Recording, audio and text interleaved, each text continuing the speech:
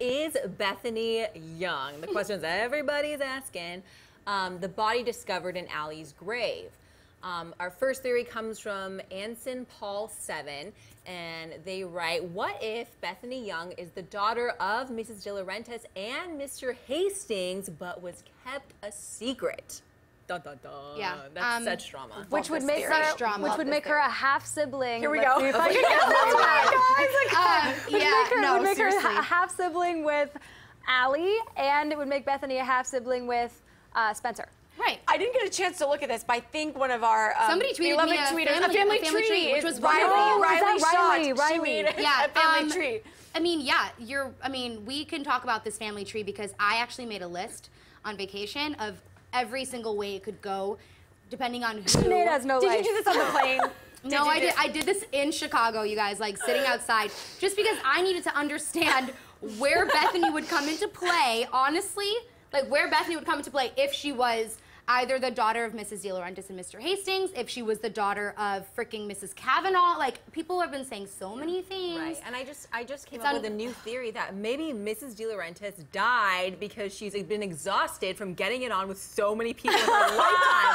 Damn, Mrs. DiLaurentis, you get around. Bitch gets around. It's so true. That's hilarious. Yeah, I know. I love this theory. I personally think that Bethany is twins with Jason and half siblings with Allie and Spencer. Yeah.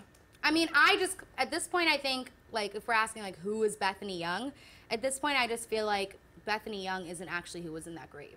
Like, I just don't think it was her. And I also don't believe that Allie does not know who Bethany Young is. Yeah. I don't, like, there's people know who she is. Like, this isn't 100%. Some, like, ooh, this random girl. Of course not. I mean, this girl is really, really connected to these, absolutely. You know? I have a theory.